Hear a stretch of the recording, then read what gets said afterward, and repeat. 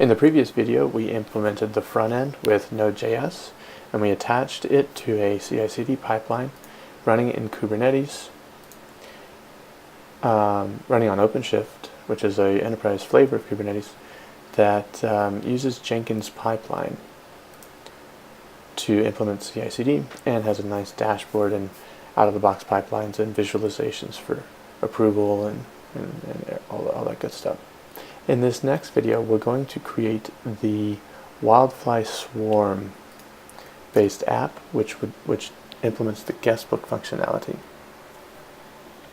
To do that, we're going to come back to Apps, click Create App, create a new app, and we'll click WildFly Swarm. Now, of course, we could have done Spring Boot or Node.js, which we did earlier. We'll do Spring Boot in the next video, or Python, or .NET, or whatever. We'll call this guestbook.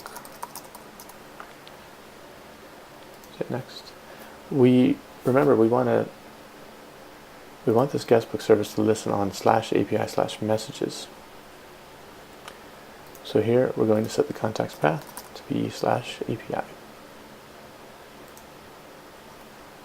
Here we can add dependencies real quickly to our WildFly Swarm app, just like you can. WildFly Swarm. Just like you can at the WildFly Swarm generator. You could add JPA or Undertow or whatever and bootstrap our dependencies like that.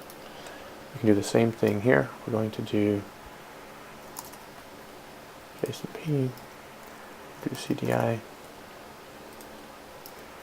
do JPA, and Undertow, and I think data sources. Let's try that. Click Next. This will create the skeleton for our application here with all of those dependencies, and we'll then attach it to a CI/CD pipeline. The CI/CD pipelines, again, we can take a look, are from this library here. You can use your own library of curated CI/CD pipelines under workflows. So the different languages or platforms that we support. Click Maven. This WildFly Swarm app will be a Maven project.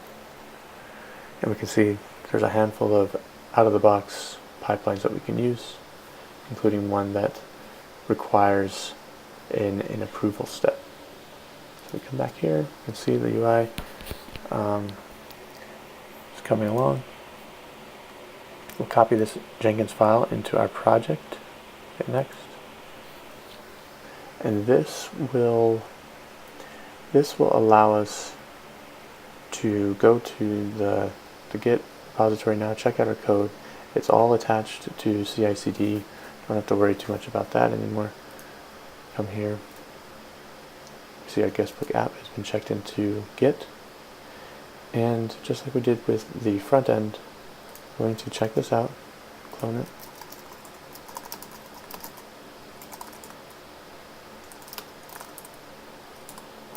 See, it's just a simple Java project. We'll open it up in our IDE.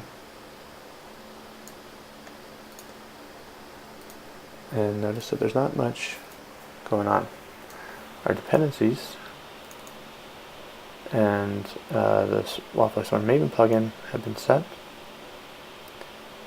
Actually, it looks like the dependencies did not fully get set. I think we found a bug. We can fix that. Data sources and Undertow. Get that sorted out. So that all looks good. There's no implementation here, so let's add an implementation real quick to guestbook. And we'll note again that we're following the Kubernetes Java Developers Hands-on Lab. And you can go to that bit.ly/Kubernetes-lab. Source code is listed there. We're creating the guestbook application. But we use this script, handy script here to implement it for us. And if we come here, we notice we now have an implementation that basically retrieves all the messages from a database or posts new messages to the database. Really simple, and it listens at /messages, which is where the front-end app is expecting it. We're also adding a single entry into the database just to seed it with something. And now if we come over here and run it, Maven WildFly swarm run, we should be able to run it locally and hit that /API /message. Remember, when we created the app, we specified we wanted to use /API as a root context, which is defined here. So /API /messages, and we should be able to hit these REST endpoints. We'll wait for the WildFly swarm Maven plugin to kick in, and then /API messages, and we get the one entry that's in the database. So that's great. One thing I wanted to point out is on the front end side, we're going to use Kubernetes service discovery to find these backend microservices. That means we want a service named guestbook-service. Using the Fabric8 Maven plugin, which is, here, let's straighten up all this stuff, which is somewhere right here, which automatically generates, can build the Docker images for us, and the Kubernetes manifests the YAML files for us. If we look here, that metadata has been generated here. We have a different flavor for OpenShift or Kubernetes. Kubernetes doesn't yet have deployment config. OpenShift does. But if we look at the OpenShift YAML file, we'll see that our Kubernetes service, which this YAML has been generated, this Kubernetes service here has a name of guestbook. So the DNS and the service discovery will use the logical name guestbook, but you see here we want to use guestbook-service. So let's copy that service definition over here and change the name. Yep. Change the name to guestbook-service. These details will erase. They will be automatically generated for us. These we can also erase. I'll leave them there, but all that stuff is automatically generated for us by the Fabric8 Maven plugin. So we can come in here, and I think all this stuff is good now. We'll add this to our version control and git commit push.